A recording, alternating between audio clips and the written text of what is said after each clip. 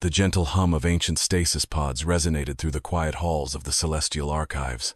Nova Brightcrest stood before a titanium glass display, her iridescent scales shifting from deep purple to bright blue, reflecting her fascination. As the senior curator of pre-Exodus artifacts, she had spent countless cycles studying the remnants of her civilization's mysterious past.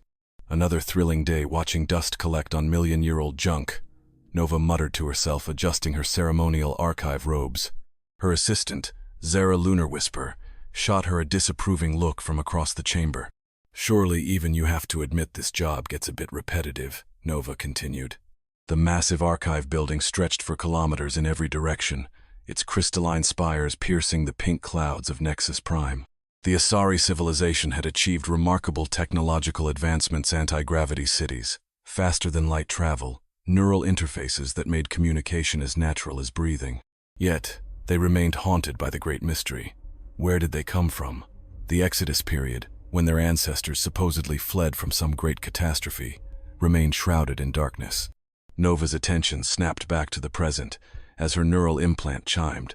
"Curator Brightcrest, we're receiving an unusual signal from the Deep Space Monitoring Array," announced Central Control's smooth voice. The language pattern matches pre-Exodus recordings with 98.7% accuracy. "What?" Nova nearly knocked over a priceless artifact as she spun around. "That's impossible. Nobody has spoken the ancestral tongue in over 50,000 years. Run the analysis again." "Analysis confirmed, Curator. The transmission originates from the unexplored system designated SD-397, putting it through now." A voice crackled through Nova's neural link, speaking words that should have been long dead. The pronunciation was slightly off but unmistakable. "Greetings, children of the stars. We come seeking knowledge of our shared past." Nova's hearts began racing, her scales flashing rapidly between colors as emotions washed over her. "Zara, get the High Council on the line immediately. And where's that spatial coordinates report?" "Already done, Chief," Zara replied, her pale green scales taking on a worried tinge. "The signal's coming from a small vessel that just emerged from FTL at the edge of our system. Their technology, it's primitive compared to ours, but they somehow managed interstellar travel." The museum's massive holographic displays sparked to life, showing a strange cylindrical ship. Its design was completely foreign to their aesthetics, all hard angles and exposed metal, without the flowing organic curves the Asari preferred. But what caught Nova's attention was the writing along its hull characters that perfectly matched those in their most sacred historical texts. "By the first light," Nova whispered, her voice trembling. "After all these centuries of searching, they found us." The High Council's transmission cut in. "Curator Brightcrest, you are hereby authorized to make first contact. As our civilization's foremost expert on pre-Exodus culture, the fate of this encounter rests in your hands." Nova swallowed hard, her scales settling into a determined blue-green. She straightened her robes and gestured to Zara. "Well then, let's go welcome our mysterious visitors. And Zara, bring the advanced universal translator, though something tells me we might not need it." As they hurried toward the designated first contact chamber, Nova's mind raced with questions. Who were these beings who spoke the dead language? How had they learned it? And most importantly, what secrets might they unlock about the Asari's own forgotten origins? The answers, she suspected, would shake the very foundations of their civilization. And Nova Brightcrest, who had spent her life piecing together fragments of the past, was about to come face to face with living history itself. Nova paced nervously in the first contact chamber, her claws clicking against the polished crystal floor. The chamber itself was a marvel of Asari architecture, a perfect dome of transparent material that seemed to float above the capital city. Golden light from their binary sun streamed through, creating dancing patterns across her scales. "They're approaching the airlock now," Zara announced, monitoring the security feeds. "Atmospheric analysis confirms they're carbon-based, breathe oxygen compatible with our environment." The massive doors slid open with a soft whoosh, and Nova's jaw dropped. The being that stepped through was nothing like she had expected. Bipedal, yes, but covered in some kind of synthetic second skin rather than scales. Most striking was the complete lack of chromatic shifting. Their outer layer remained stubbornly the same shade of blue and white. "Welcome to Nexus Prime," Nova said carefully in modern Asari, watching as the universal translator projected her words. "I am Senior Curator, Nova Brightcrest." The alien removed its head covering, revealing a shock of red-gold fur and piercing green eyes. "Thank you for your welcome," the creature replied in perfect pre-Exodus speech. "I am Dr. Alexander Winters, xenobiologist from Earth." Nova's scales flashed brilliant white with shock. Zara dropped her datapad with a clatter. How is this possible?" Nova demanded, switching automatically to pre-Exodus tongue. "This language died with our ancestors." Alexander's eyes widened. "You understand me without translation?" She broke into what Nova would later learn was called a grin. "This is incredible! We've spent decades studying the transmissions we found in the ancient colony ship, but we never dreamed we'd find living speakers." "Colony ship?" Nova's head was spinning. "What colony ship?" "Oh right, sorry, I'm getting ahead of myself," Alexander said, pulling out a small holographic projector. "We discovered it buried deep beneath the surface of Mars, our fourth planet. It contained vast databases of what we now know to be your ancestral language. We thought it was just an alien artifact until we noticed something extraordinary patterns matching Proto-Indo-European, an ancient root language of Earth." Nova and Zara exchanged bewildered looks. "You'll have to excuse us," Zara said through the translator, her scales a confused swirl of colors. "This is overwhelming." "Of course," Alexander replied, "though I have to say your color changing is fascinating." She pulled out a small device and began taking readings. "We theorized that the original settlers might have had chromatophore-based communication, but seeing it in person—" "Original settlers?" Nova interrupted. "Are you suggesting that Earth and your people might share a connection?" "Exactly," Alexander said, her excitement practically bubbling over. "The ship's records were damaged, but they mentioned something about a great exodusa split in your civilization. Some fled to the stars, while others remained behind." Nova finished the thought, her scales paling to a ghostly white. "The ancient texts speak of a Sunderinga great division among our people, but they never said where the others went." Their conversation was interrupted by the chamber doors bursting open. Supreme Chancellor Vex Starweaver swept in, his ceremonial robes trailing behind him, scales radiating authority in deep royal purple. "Curator Brightcrest, you were instructed to wait for." His voice trailed off as he saw Alexander, who gave a little wave. "Hi there. Love the color scheme, really brings out your eyes. All four of them." The Chancellor's scales flickered between outrage and astonishment. "It speaks the sacred tongue with contractions?" "Oh, was I not supposed to? My bad. The language files we found were pretty informalites of slang. Actually, there was this one phrase that kept coming up, crick neighbor, which we think means enough." Chancellor Vex thundered, his scales now an alarming shade of red. "This is blasphemy. The sacred tongue cannot be learned, it is passed down through."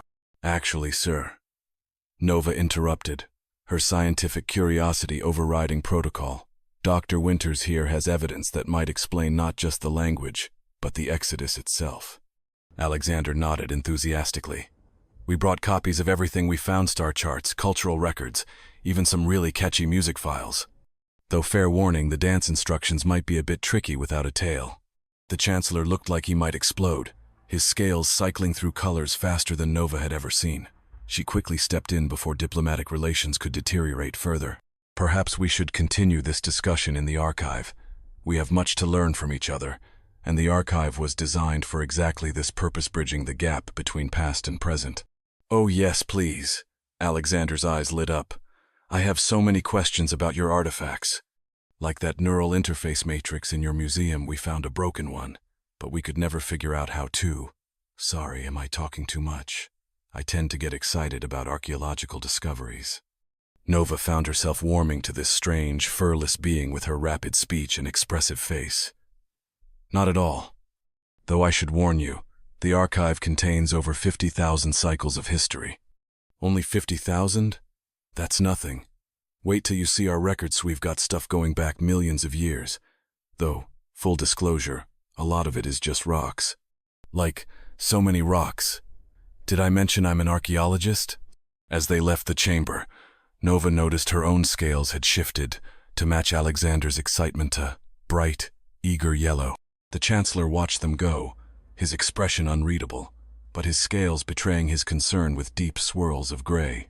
"I don't suppose," he muttered to Zara, "that the universal translator is malfunctioning." "No, sir," Zara replied, trying to hide her amusement. "Though I'm starting to think our ancestors had a very interesting sense of humor." From ahead, Alexander's voice drifted back.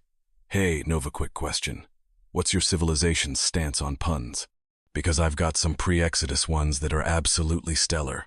Nova's groan echoed through the corridor, but her scales betrayed her, flashing with colors of joy and wonder at the possibilities that lay ahead. The celestial archives hummed with unprecedented activity.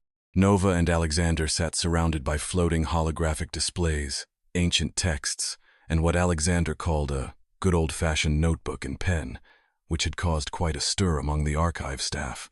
"Look at this." Alexander pointed excitedly to a line of text, nearly knocking over her third cup of a sorry stimulant beverage. "The word for star in your ancient language, starin, it's almost identical to the Proto-Indo-European stare, and nova, meaning new, appears in both languages too." Nova's scales rippled with academic excitement. "The similarities are incredible, but that would mean our languages evolved from the same source." "Exactly," Alexander finished scribbling frantically. "We've found over 300 common root words so far. Look here, your word for water, aqua, matches our ancient aqua. These aren't just coincidences." Zara, who had appointed herself unofficial refreshment provider and fascinated observer, spoke up. "But according to our histories, the Exodus happened because our ancestors had to flee some great catastrophe. If Earth was their destination, why don't our records mention it?" About that, Alexander pulled up an image on her tablet. "We found this in the Mars colony ship. It's a star map showing 2 Exodus routes, not one." The holographic display sparked to life, showing a vast starscape with 2 distinct paths marked in glowing lines. Nova's scales paled as she recognized the coordinates. That's impossible," she whispered. "The red path leads here to Nexus Prime, but the blue path leads straight to Earth." Alexander confirmed, "And here's the real kicker: the ship's logs suggest it wasn't a catastrophe they were fleeing from, it was a philosophical split." At that moment, Chancellor Vex burst into the archive chamber, followed by a delegation of stern-looking council members. "Curator Brightcrest, what is the meaning of these rumors spreading through the capital? Our people are saying that humans are our long-lost cousins." "Technically," Alexander suggested helpfully, "it's more like we're your great-great-great times a few thousand grandchildren. But who's counting?" The Chancellor's scales turned an interesting shade of pewter. "Preposterous. Our ancestors were divine beings who actually built really cool spaceships and had a massive debate about technology," Alexander interrupted, pulling up more files. "See, according to these records, there was this huge argument about the role of technological advancement in society. One group, your ancestors, believed in pushing the boundaries of science and physical enhancement. The other, our ancestors wanted to maintain a more traditional, natural way of life." Nova's scientific mind was racing. That would explain so much. The neural interfaces, the chromatic communication abilities, they're not natural evolution. They're deliberate enhancements made by our ancestors. "Exactly," Alexander beamed. "While my ancestors went full organic granola on Earth, yours went all cyberpunk in space. Though I have to say, the scales thing is pretty cool. We just got stuck with boring old unchanging skin colors." One of the council members, a particularly ancient Asari named Thex Moonweaver, stepped forward, his scales shifting in the complex patterns that indicated deep thought. The prophecy of reunion. Could it be? "Oh, great," Alexander groaned good-naturedly. "There's always a prophecy. Let me guess something about divided peoples reuniting when the stars align." Thex's scales flickered in surprise. "How did you?" "Lucky guess. We've got like 12 of those back on Earth, though ours usually involve more dragons." Nova quickly pulled up the ancient text in question. "When the star children return, speaking the tongue of old, the sundered paths shall merge once more, bringing wisdom both new and old," she read aloud in pre-Exodus language. "Huh," Alexander mused. "That's actually pretty good as prophecies go. Nice and specific, no weird metaphors about goats or anything." Chancellor Vex looked like he might faint. But this means our entire society, everything we believed about our origins, is still totally valid. Alexander jumped in. You're still the same amazing civilization that built all this. You just have some long-lost family members who spent the last 50,000 years figuring out really inefficient ways to do everything you do. Seriously, you should see our public transportation system. It's embarrassing. Nova noticed her scales had shifted to match Alexander's enthusiasm, a bright, optimistic yellow with hints of scholarly blue. Think of the possibilities, Chancellor. The combined knowledge of both our civilizations, the medical applications alone are incredible. Alexander added, We've gotten really good at working with unmodified biology, while you've mastered biological enhancement. Together, we could revolutionize healthcare for both our species. The council members began talking all at once, their scales creating a dazzling light show of emotions. Chancellor Vex raised all 4 hands for silence. This revelation will need to be handled carefully, he said, his scales settling into a diplomatic shade of violet. The political implications. Oh, sure, Alexander muttered. Because humans have such a great track record with handling major paradigm shifts calmly and rationally. Then she brightened. Hey, at least we're family. That means we can skip the whole awkward first contact phase and go straight to arguing about whose turn it is to host the interstellar family reunion. Nova couldn't help but laugh, her scales dancing with mirth. Speaking of family traditions, should we tell them about the ancient Festival of Light? Alexander's eyes widened with interest. Is that the one with the traditional flame-throwing contest mentioned in the Mars records? There will be no flame-throwing, Chancellor Vex thundered, though Nova noticed his scales betraying a hint of amusement. Sport, Alexander whispered to Nova. But seriously, this is just the beginning. We have so much to learn from each other, though maybe we should wait a bit before introducing your people to Earth memes. Let's not break their brains completely on day one. As the council members filed out to begin drafting official statements, Nova looked at their strange human visitor with new eyes. Different paths, different choices, but the same curious spirit that drove their shared ancestors to reach for the stars. Her scales shifted to a deep, peaceful blue of contentment. The future was about to get very interesting indeed. 3 days after the revelations in the archive, trouble erupted outside the Crystal Spire. A crowd of protesters gathered, their scales unified in angry red patterns. Their leader, Council Member Rax Shadowfury, stood atop a hover platform, his voice booming across the plaza. These humans corrupt our sacred heritage, Rax shouted, his scales pulsing with zealous intensity. They claim to be our kin, yet look at them. Scaleless, colorless, primitive.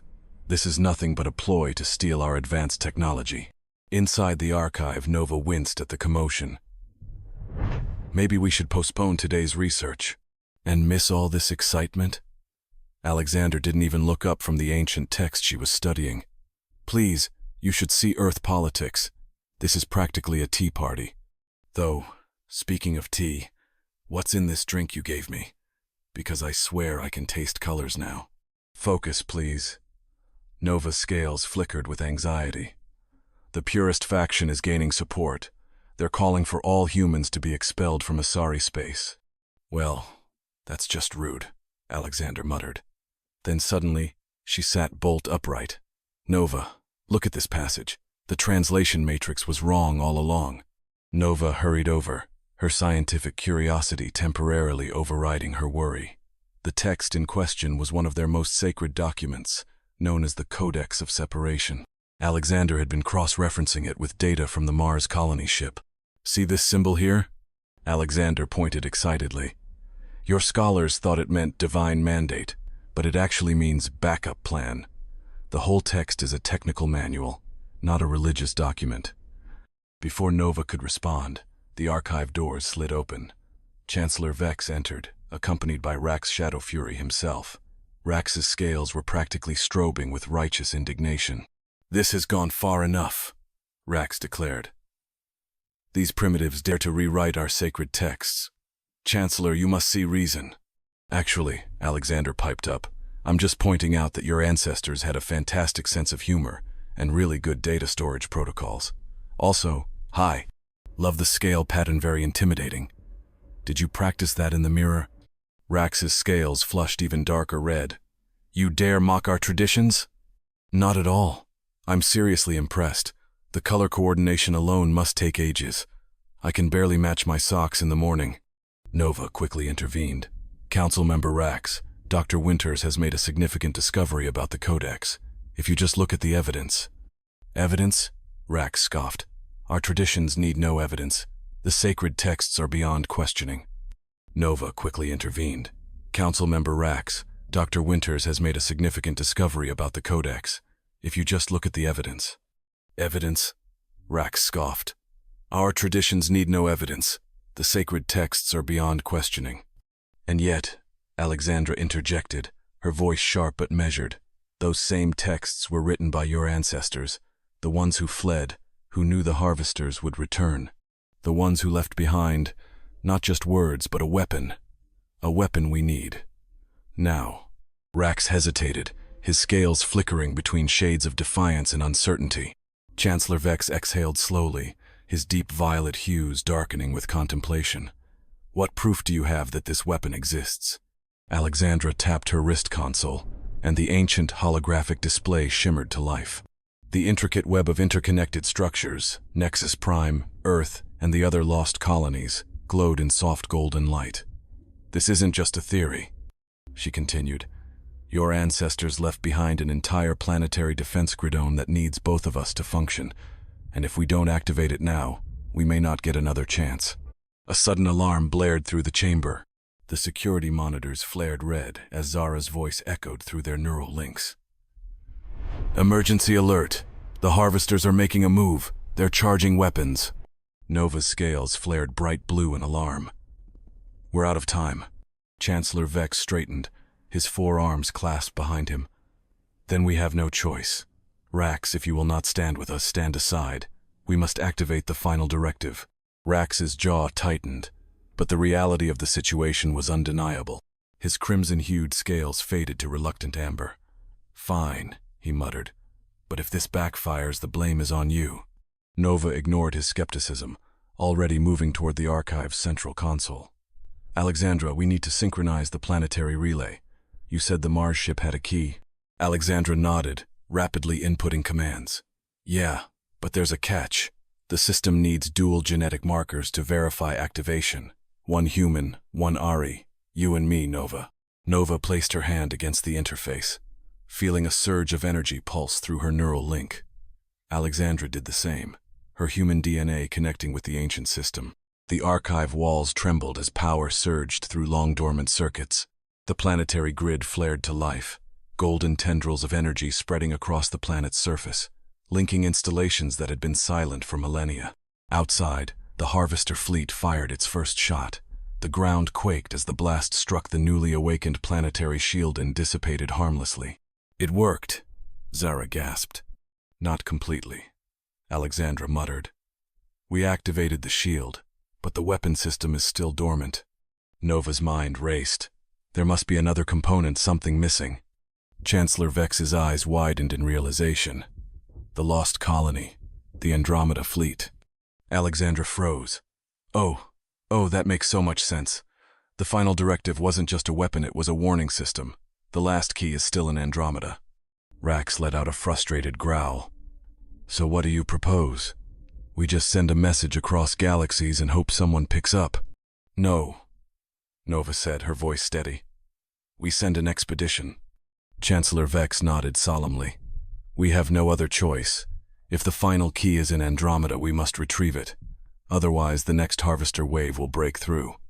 Alexandra cracked a grin. Looks like we're going on a road trip. A very, very long one. The council chamber erupted into rapid discussion as preparations began. Within hours, the first joint Ari-human exploration ship was assembled, and Nova, Alexandra, Zara, and even a reluctant Rax boarded. As the ship prepared to enter FTL toward the unknown, Nova exchanged a look with Alexandra, her scales shifting to a determined silver.